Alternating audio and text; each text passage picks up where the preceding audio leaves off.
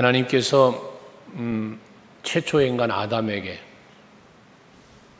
문서화되진 않았지만 말씀으로 하나님의 말씀을 주셨죠. 복을 주시고 모든 만물을 다 만들어 이 모든 것 다스리고 정복하라는 누림의 복을 주시면서 동산 중앙에 있는 나무의 열매 선악과라고 우리 말하는 그 나무의 열매는 먹지 말아라. 먹는 날에는 반드시 죽으리라 하셔서 그 말씀을 주신 목적이 어디냐? 말씀을 주신 목적은 살리시고 또 주신 은혜를 누리게 하시기 위한 하나님의 방편이었어요. 하나님의 뜻이었어요. 그런데 그런 주신 말씀을 살리려고 주신 말씀이 저들은 지켜 행하지 못하고 결과적으로는 죽음을 맞이하게 되었죠. 이유는 욕심 때문이었습니다. 그래서 야고보 사도를 통하여 야고보서 1장 15절에 말씀하시기를 욕심이 잉태한 즉 죄를 낳고 죄가 장성한 즉 사망을 낳느니라라고 말씀을 합니다. 우리가 살면서 자기 절제, 셀프 컨트롤이라고 말하는 자기 스스로를 제어하고 절제할 수 있는 그 여러 가지 요소 중에 욕심만 제어해도 하나님 앞에 죄를 범하지 않습니다. 사람 앞에도 마찬가지고요. 자기를 다스리는 것 중에 욕심을 다스릴 수 있어야 되는 것이거든요. 사도 바울이 날마다 내가 죽는다는 고백을 했는데 그 날마다 죽는 것들이 과연 무엇이었을까를 생각해 보면 거기에는 욕심이 많은 분량을 차지할 수 있었다는 것을 알게 되어져요. 그래서 여러분들도 신앙생활 하시면서 하나님의 말씀을 통하여 우리가 해야 할 일, 내 자아를 성찰하고 살피면서 모든 악의 요소들은 제거할 수 있는 여러분들이 되셔야 하는 겁니다. 오늘 말씀 1절에도 말하기를 내가 이것을 너에게 쓰면, 지금 서신을 말하는 거거든요. 내가 이것을 쓰면이라고 했는데 이게 결국 복음이고요. 하나님의 말씀이죠. 근데 이 말씀을 기록하는 것은 너희로 죄를 범하지 않게 하려 합니다 라고 말씀을 합니다. 하나님께서는 이 말씀을 우리에게 주셔서 하나님의 뜻을 분별하게 하시고 하나님이 우리에게 준 약속, 언약을 또한 기억하게 하셔서 베푸신 은혜를 은혜로 알며 하나님께 감사하며 영광 돌리는 삶을 살게 하신 거예요, 이 말씀이. 그러니까 우리가 이 말씀을 많이 묵상하고 바울이 표현한 것처럼 에베소서의 말씀처럼 우리가 하나님의 전신갑주 말씀으로 내가 영적으로 무장하면 우리는 모든 마귀의 관계를 능히 대적할 수 있게 되는 거거든요. 마귀가 우리에게 주는 마음은 뭐냐? 욕심의 마음인 거예요. 하와가 선악과를 볼 때 뱀이, 사단의 도구가 된 뱀이 와서 하와의 마음에 넣어주는 마음이 무슨 마음입니까? 욕심의 마음입니다. 가룟 유다가 예수님을 팔려고 할 때 그 팔려는 마음을 넣었다잖아요. 그 역시도 욕심입니다. 그것 때문에 결국 죄를 범하게 되어진 것이거든요. 근데 이와 같은 것을 물리칠 수 있는 능력은 어디에서 온다? 하나님의 말씀으로부터 온다. 그래서 예수님도 시험 당하실 때에 하나님의 말씀을 들어 그 시험을 다 물리치셨던 것처럼 우리가 하나님의 말씀을 잘 알고 잘 믿고 살피면 죄와는 멀어진 삶을 살게 되어진다는 것입니다. 그래서 하나님의 말씀을 우리에게 성령을 감동으로 기록하여 우리에게 주신 목적은 뭐냐? 범죄하지 않게 하려 함이다 라고 말씀하고 있는 거예요. 그런데 만약에 우리가 죄를 범하였다고 할지라도 하나님 앞에는 대언자가 되시는 예수께서 계신다는 거예요. 그래서 그 예수 그리스도가 우리가 죄를 범하지 말라고 말씀을 주셨지만 말씀을 주셨음에도 불구하고 우리는 죄를 범하는 자가 될 때가 있지 않습니까? 그렇게 범할지라도 대언자가 되셨는데 이 대언자라고 말씀하는 것은 원어적인 다른 해석을 보면 보혜사라고도 말하고 있고 이것을 예수 그리스도라고 하셨는데 예수 그리스도는 2절에 이어서 말하기를 우리 죄를 위한 화목 제물이다 라고 말합니다. 예수께서 이 땅에 오셔서 우리의 죄를 대신 짊어지시고 우리가 당할 저주를 대신 감당하시고 우리의 죄를 대속하셨잖아요. 우리의 죄의 값을 그분이 대신 지불하신 거예요. 그래서 대속제물이 되셨다. 여기는 화목제물이다라고 말씀을 하고 있는데, 오늘 성경에서는 이 화목제물이라는 것은 다른 거로 말하면 하나님과 우리와의 관계를 화목하게 만드는 제물이 되셨다는 거거든요. 그러니까 하나님의 은혜와 하나님의 복이 죄로 인하여 가로막혀 있었는데, 예수께서 그 죄를 사하시니까 하나님과의 관계가 열려지고 화목하고 화평함을 누리게 되어지는, 로마서 5장 1절의 말씀이잖아요. 이렇게 되었다는 것이에요.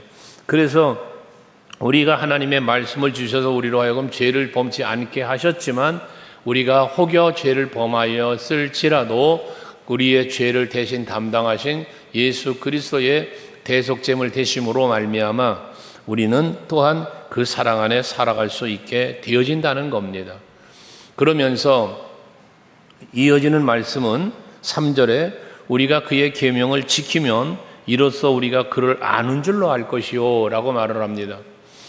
우리 이 말씀을 우리가 통하여 무엇을 알아갑니까? 여러분, 하나님의 말씀, 성경 말씀을 우리에게 주셔서 이 말씀을 통하여 우리가 알아가는 게 무엇인가? 하나님이 누구신지, 예수님은 누구신지, 성령은 누구신지, 또 어떠한 일을 하셨는지, 하시고 있는지, 앞으로 하실 것인지, 과거와 현재와 미래에 대한 모든 말씀을 성경을 통하여 우리에게 알려주셨습니다. 하기 때문에 우리는 지금 1절과 2절에서 말한 것처럼 죄를 범치 말라고 주신 말씀이지만, 죄를 범했을지라도 대언자 되시는 그리스도 예수께서 우리를 화목하게 하시고 화목제물이 되었다는 이 사실을 우리에게 다시 일깨워 주면서, 그러나 그 뒤에 붙여지는 말씀이 무엇이에요? 그게 3절, 그 계명을 지켜야 된다는 거예요. 왜? 우리가 이 말씀을 통하여 하나님을 알고 그 뜻을 알고 그 사랑을 알고 그 은혜를 알게 되었으니, 그러므로 말미암아 은혜를 받은 자답게, 그 사랑을 입은 자답게 이제는 우리는 이 말씀을 따라 사는 자가 되어야 한다는 걸 말씀하고 있는 겁니다. 예수께서도 친히 요한복음 14장에서 말씀하셨지만, 요한복음 14장 15절 말씀에 보면 너희가 나를 사랑한다면 내 계명을 지키는 자라야 한다라고 말씀을 하고 있지 않습니까? 우리가 하나님을 사랑한다라는 사랑의 표현을 많이 합니다. 하나님 사랑합니다, 감사합니다 등등의 표현을 많이 하는데요, 사랑한다면, 하나님께 받은 은혜가 감사함이 있다면 우리가 해야 될 일은 뭐라? 그 주신 말씀, 이 복음을, 이 계명을 지켜 행하는 자가 되어야 한다는 거예요. 그래서 계명을 지킨다라고 하는 이 계명은 십계명을 이야기하는 게 아니라 하나님이 주신 모든 말씀이 다 계명에 속하는 거예요. 그러므로 여러분들이 신앙생활 중에 가장 힘써야 될 일은 하나님의 말씀에 순종하는 삶이 되어야 하는 겁니다. 그것이 하나님의 기쁨이 되는 거요, 그것이 또한 여러분에게 은혜와 복이 되는 길이기 때문에 그렇습니다. 하나님을 가장 기쁘시게 해드리는 것은 순종입니다. 아브라함이 하나님의 명령을 따라 순종을 하지 않았습니까? 마지막 이삭을 번제로 드리기까지 순종을 하지 않아요? 그 순종을 했을 때에 하나님께서 그 여호와의 사자가 그에게 나타나서 하시는 메시지가 있잖아요.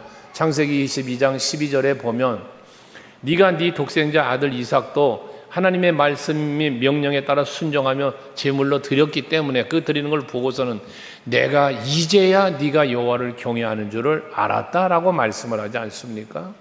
이것처럼 우리가 여호와를 경외한다, 하나님을 사랑한다, 하나님을 두려워한다 등등의 표현은 무엇으로 연결되어지느냐? 순종으로 이어진다 그 말이에요. 순종은, 그래서 여러분에게 늘 말씀드리는 것처럼 순종은 누가 한다? 믿음의 사람이 하는 것이다. 하나님의 약속의 말씀을 믿는 사람이 순종하는 거예요. 여러분, 하나님을 또 두려워하는 사람이 순종하는 거예요. 그래서 겸손한 사람이 순종한다는 얘기도 하는 거잖아요. 예수님도 십자가의 고난이 얼마나 힘들고 무거워요. 화목제물로 여기 가볍게 표현했지만 이 화목제는 제물이 되는 과정을 지켜보면 높은 보좌 버리고 그 영광 보좌 다 버리고 이 땅에 인간의 몸으로 이 땅에 오셔야 했고, 그 모진 순환을 다 당하시면서 십자가를 지시기까지의 그 고난을 감당하신 분이 예수님이세요. 화목제물이 되기 위하여.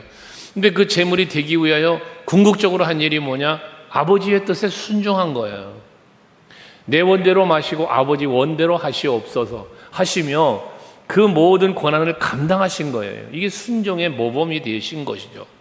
오늘 우리들도 마찬가지 하나님의 말씀인 이 말씀을 순종하며 살아갈 때에 그를 아는 줄, 우리가 그를 아는 줄로 알 것이요 라고 했는데, 이 말을 뒤집으면 우리가 앞에 말한 것처럼 하나님과 예수 그리스도의 그 사랑과 그 은혜와 그 모든 언약을 알면 계명을 지킬 수밖에 없다는 것이죠. 하지만 4절은 반대 얘기를 하죠. 그를 아노라 하고 그의 계명을 지키지 아니하는 자는 거짓말하는 자요, 진리가 그 속에 있지 아니하되 라고 말씀합니다. 그러니까 하나님을 아노라 하면서, 우리는 좀 다른 말로 말하면 우리 예수를 믿는다 하면서, 우리 성도들이잖아, 다 예수 믿어요, 나 예수 믿는다 라고 말하면서 계명을 지키지 않는다면, 하나님의 말씀 따라 살지 않는다면 그 예수를 밀고 그를 안다라고 하는 말은 다 거짓말이란 그 말이에요. 진정 예수를 알면, 진정 하나님의 은혜와 사랑을 안다면, 그 십자가의 은혜와 사랑을 안다면 우리가 어찌 하나님의 말씀을 지켜 행하지 않겠느냐는 것입니다. 이게 거짓말 한다는 거예요. 그리고 진리가 그 속에 들어있지 않다는 거예요. 진리가 들어있지 않다는 건 예수가 내 안에 없다는 것이죠. 진리가 없다는 건 참이 없다는 게 거짓이라는 거예요. 그래서 여러분, 예수 그리스도의 은혜와 사랑을 알면 언제나 하나님과 예수를 사랑하게 되고 감사함으로 그 계명을 지키는 행하는 자가 되어지는 것입니다.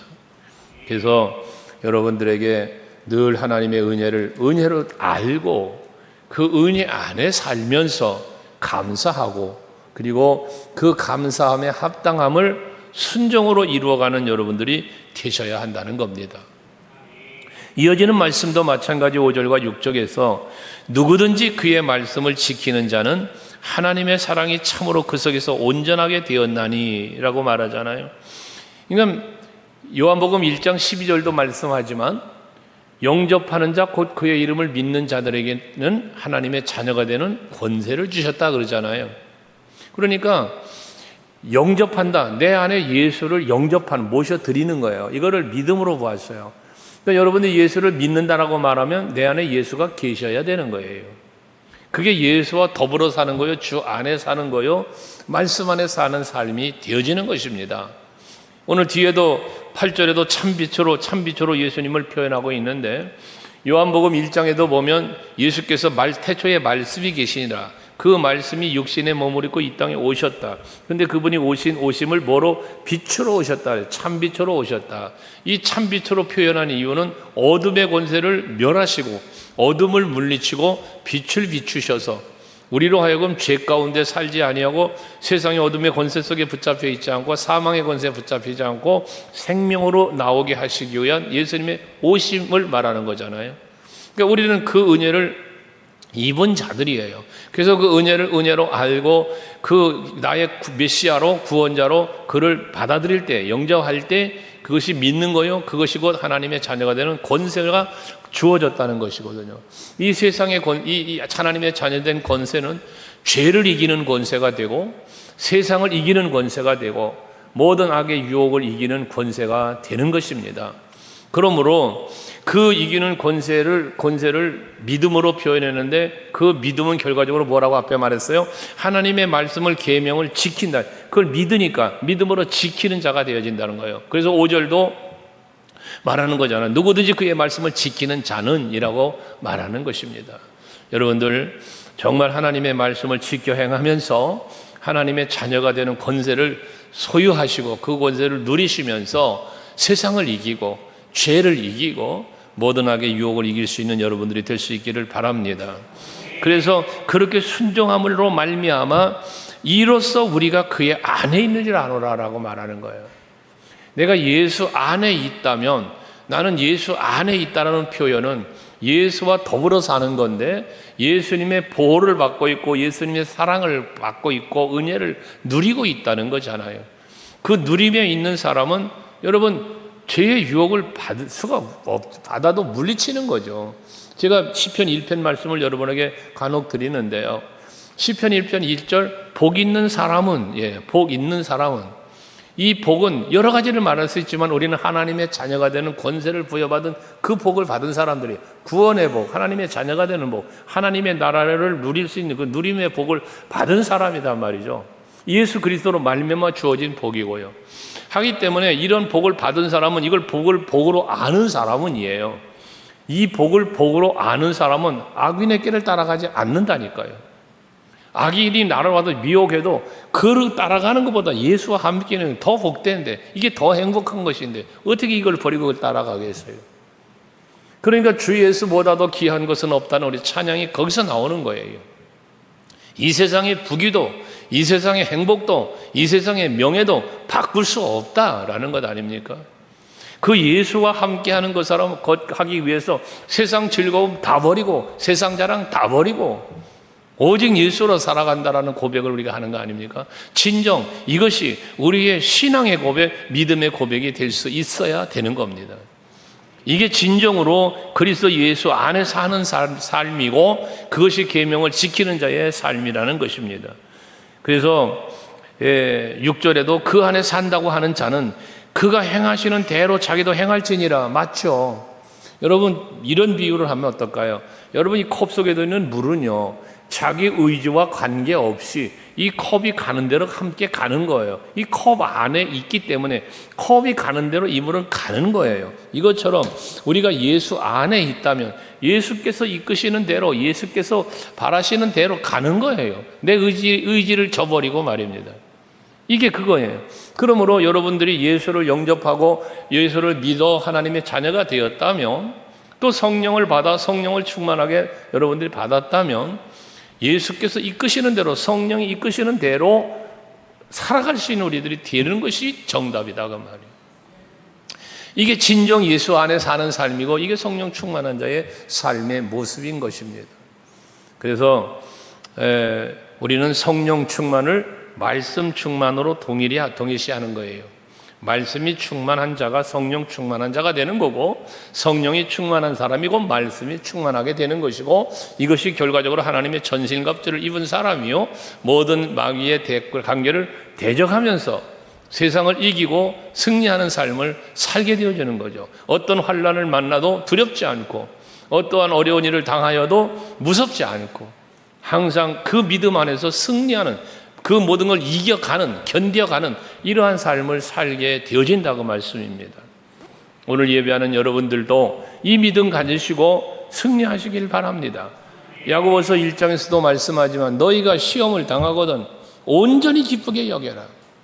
시험을 당하는데 온전하게 기쁘게 여기라는 거예요. 왜?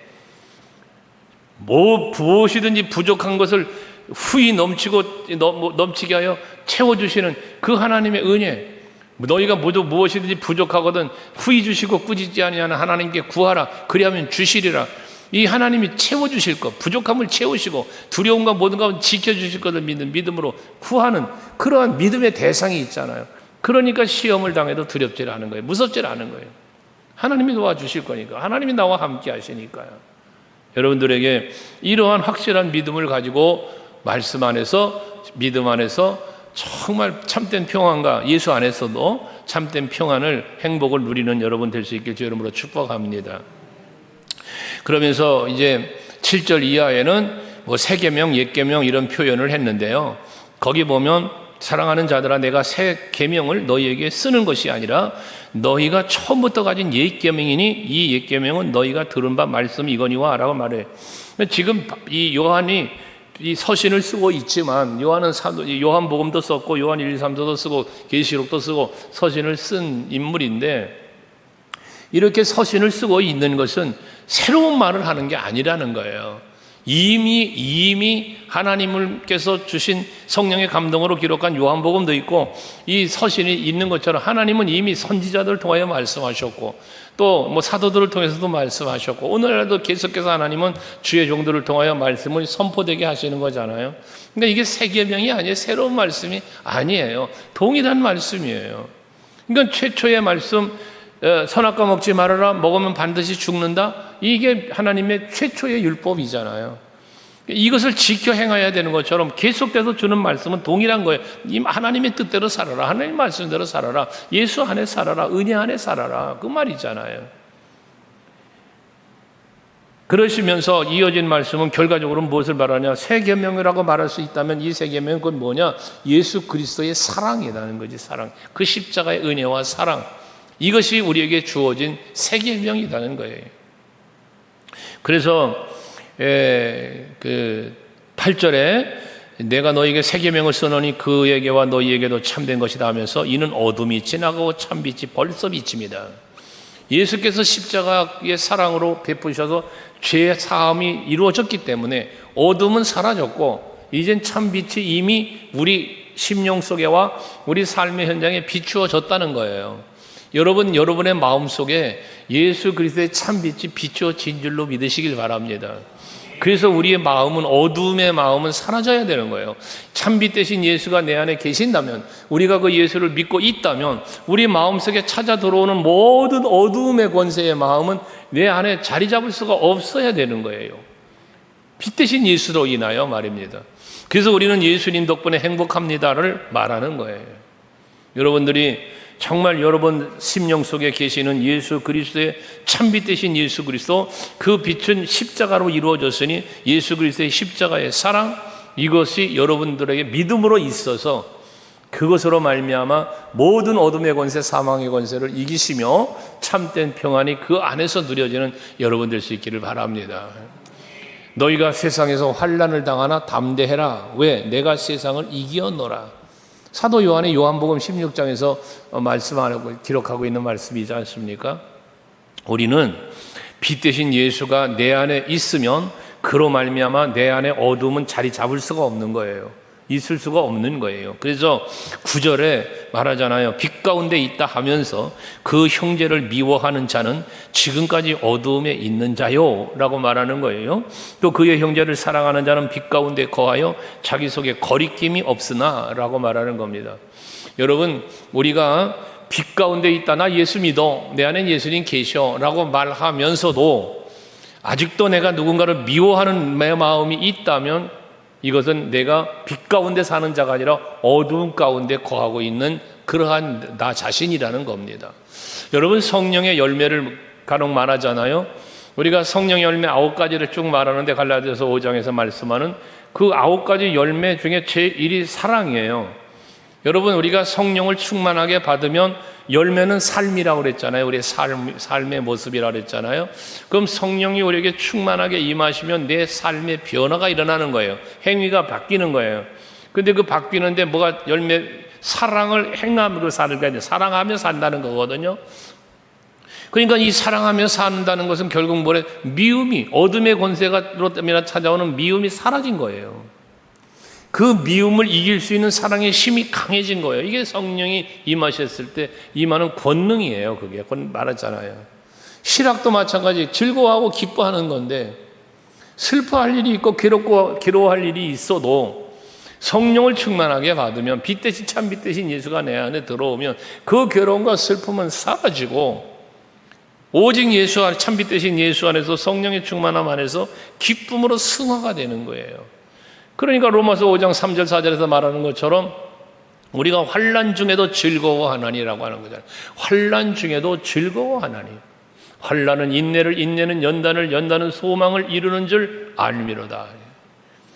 이게 여러분, 우리 믿음으로 사는 사람, 빛 가운데 사는 사람, 성령 충만한 사람이 살아가는 삶의 모습이라는 것입니다. 여러분 마음속에 어둠의 그림자가 있다면 11절에도 그런 말로 이어지는 건데요. 그 형제를 미워하는 자는 어둠에 있고 또 어둠에 행하며 갈 곳을 알지 못하나니 이는 그 어둠이 그의 눈을 멀게 하였습니다 라고 하잖아요. 이 눈을 멀게 했다라고 하는데, 이 눈을 멀게 하는 건 무슨 눈을 멀게 했어요? 예수를 보지 못하게 만드는 거예요. 성령의 일하심을 보지 못하게 만드는 거예요. 여러분이 예수 믿고 신앙생활 하시면서 제가 여러분에게 영적인 체험을 많이 하기를 계속 권하고 있잖아요. 축복하고 있잖아요. 이것은 매우 중요한 거예요. 여러분이 신앙생활을 계속 하시면서 하나님이 나에게 주신 이 언약의 말씀을 믿을진데 약속대로 되어지고 성취하시는 하나님의 그 일하심을 볼 수 있어야 돼요, 여러분들이. 이 언약은요, 아브라함에게 한 언약으로 끝난 게 아니잖아요. 다윗에게 한 언약으로 끝난 게 아니잖아요. 오늘 살고 있는 저와 여러분들에게도 이 약속은 유효하다고 그랬잖아요. 그러면 메시아 예언을 하신 하나님이 그 메시아의 예언을 성취시키신 거잖아요. 아브라함에게 창세기 15장에서 출애굽의 역사를 예언하신 것을 모세 시대에 와가지고 그것을 이루시잖아요. 400년 동안 종로로 갈 것이요 그 후에 내가 저들을 징벌할지니 저들이 큰 재물을 끌고 나올 것이다. 아브라함과의 약속이에요. 그런데 그 약속을 이루시기 위해서 아브라함의 후손인 요셉을 애굽으로 팔려가게 하시고 그곳에서 또 총리까지 되게 하시고 흉년 풍년 주시면서 여러분 그 아들들 야곱의 아들들이 애굽으로 내려가게 하시고 이게 전부 아브라함의 언약을 성취해 가시는 하나님의 일하심이라는 거죠. 400년이 되니까 모세를 부르셔서 그곳에 보내요. 저들을 이끌어내시는 역사까지. 이게 하나님의 약속이란 말이에요. 젖과 꿀이 흐르는 가나안 땅을 약속하셨어요. 그 약속의 땅을 가게 하시기 위해서 여러분 40년이라는 광야 생활을 거치지만 어쨌든 그 땅을 밟고 들어가도록 하시는 하나님의 섭리와 인도하시며 오늘날 우리들에게는 영원한 하나님의 나라가 약속되어 있어요. 그 약속의 땅으로 약속의 나라로 인도하시기 위해서 우리를 이끌고 가시는데 그런데도 불구하고 우리의 마음속에 그렇게 길이요 진리요 생명 되신 예수가 참빛 되신 예수가 내 안에 계시면서 나를 그 안에 품으시면서 이끌고 가시는데도 불구하고 우리가 그 사랑을 잊어버리고 그 은혜를 망각하고 그리고 그와 동행하며 따라가지 아니하고 내가 중심이 되어 살아가는 삶을 살기 때문에 어둠에 머무는 자가 되어지는 거다 말씀입니다. 여러분 신앙생활 인생을 살아가시는 모든 삶이 예수 중심이길 원해요. 그래야 여러분 신앙생활이 아름다워요. 행복해요. 그런데 교회 생활하고 신앙생활 하시면서 대부분 맞는 사람들 중에는 어떤 사람들에게는 자기가 늘 중심이 된다니까요. 주일날에도 말씀드렸지 않습니까 여러분? 여러분이 교회에서 내가 중심이 되려고 하면 그 사람은 예수가 중심이 안 돼 있기 때문에 이미 인본주의화 되어졌고요. 어둠의 권세 속에 붙잡힌 자가 되어지고 마는 거예요. 매사의 모든 일은 내가 중심이 되려고 하면 안 돼요. 언제나 예수가 중심이어야 돼요. 그래서 예수님은 어떻게 하셨을까를 헤아려 보자는 거 아닙니까 여러분? 이것이 여러분의 날마다의 헤아림이셔야 돼요. 그래야만 우리가 악을 행하지 않게 되어진다는 말씀입니다. 그래서 여기 형제를 미워하는 것을 말씀하고 있지만 이거 하나를 말하는 거잖아요. 이것뿐만 아니라 모든 범사가 마찬가지예요. 하나님의 말씀대로 우리가 살아갈 수 있다면 그것이 진정 그리스도의 삶이요 그것이 진정 예수 안의 삶을 살아가는 자요 참빛 되신 예수가 내 안에 있어 살아가는 성도의 삶의 모습이라는 겁니다. 우리 서강교회 성도들은 모두가 다 하나님의 자녀로서 빛된 삶을 살아가는 여러분 되시기 바라요. 내 마음속에만 빛이 있어 어둠이 떠나간 게 아니라 여러분들이 가는 곳마다 머무는 곳마다 그 빛이 발산되어서 또 다른 사람에게까지 그 빛을 발해서 그들의 심령까지도 밝혀주고 그들의 삶까지도 빛이 되어지고 길을 인도할 수 있는 여러분들이 되시자는 겁니다. 12절 이하에 보면 자녀들아 아비들아 청년들아 아이들아 하면서 계속 반복적으로 말씀하고 있는 것은 반복적인 강조거든요. 반복적인 강조는 결과적으로 무엇을 말하는 것입니까? 너희들이 하나님이 누군지 알잖아. 그분이 무슨 일을 했는지 알잖아. 그러니까 그 믿음 갖고 이기는 삶을 살아야 된다는 말씀을 강조하고 있는 거예요. 그러면서 15절을 말하는 겁니다. 15절 한번 같이 읽어보실까요? 다 같이 읽습니다. 시작. 이 세상이나 세상에 있는 것들을 사랑하지 말라. 누구든지 세상을 사랑하면 아버지의 사랑이 그 안에 있지 아니하니 했습니다. 여러분 세상 것을 사랑하다 보면 사랑한다는 것은 욕심에 빠져 있는 거예요. 이게 어둠이에요. 이게 세상 것을 사랑하지 않고 무엇을 사랑해야 되느냐? 예수를 사랑하고 하나님 사랑해야죠. 그것이 곧 세상을 누구든지 세상을 사랑하면 아버지의 사랑이 그 안에 있지 않다라는 거예요. 이걸 뒤집어 말해보세요. 아버지 하나님의 사랑 예수의 사랑이 내 안에 없으면 즉 이 사랑이 내 안에 없다는 얘기는 뭐라는 거예요? 하나님의 사랑 예수 십자가의 은혜에 대한 이 감사와 감격이 없는 거예요. 그게 내 안에 예수의 사랑이 없는 하나님의 사랑이 없는 거예요. 이게 여러분 하나님의 사랑이 내 안에 있어야 돼요. 십자가 사랑이 내 안에 있어야 된단 말이에요. 이것이 믿어져야 되는 걸 말하는 거예요. 그 믿기 때문에 감사가 있고 은혜에 대한 그 고백이 이 안에 있는 걸 말하는 거라고 그랬잖아요. 근데 그게 없으니까 세상을 사랑하게 되어진다는 것이거든요. 그러면서 16절에 그렇게 말하잖아. 이는 세상에 있는 모든 것이 육신의 정욕과 안목의 정욕과 이생의 자랑이니 다 아버지께로부터 온 것이 아니요 세상으로부터 온 것이다. 세상 것에 빠져서 세상의 정욕과 세상의 자랑이라는 거예요. 육신의 안목, 육신의 정욕, 이것이단 말이에요. 전부 다 세상 것들은. 근데 그걸 사랑한다? 결과적으로 세상의 정욕에 빠져 사는 거예요. 물욕, 명예욕, 권세욕 다 여기 빠져 사는, 이걸 사랑하는 거예요. 이제 우리는 그러면 안 된다는 거예요. 세상 사랑하지 말고 예수 사랑하고 하나님 사랑하고 사는 우리들이 돼야 된다는 것이죠. 그 하나님을 사랑하고 예수를 사랑하는 결과가 무엇이다? 하나님의 말씀 계명을 지키는 것이다. 하나님의 말씀대로 사는 거다 그 말이에요. 그래서 17절에 이 세상도 그 정욕도 지나가되 오직 하나님의 뜻을 행하는 자는 영원히 거하느니라. 여러분, 이사야서 40장 8절 말씀에 보면 풀은 마르고 꽃은 시드나 하나님의 말씀은 영원하다고 그랬습니다. 세상 것은 다 시들고 마르고 없어지는 거예요. 세상 것은. 그러니까 풀도 말라요, 꽃도 시들어요. 하지만 우리 하나님의 말씀은 어떻게 돼? 영원히 서리라. 영원히 서리라. 이 영원히 선다는 말씀은 뭐예요? 하나님의 말씀은 그 영원토록 성취되어지고 지켜지는 거란 말이에요. 불변, 변함이 없는, 취소되거나 파기되지 않는 이 하나님의 언약의 말씀이라는 것입니다.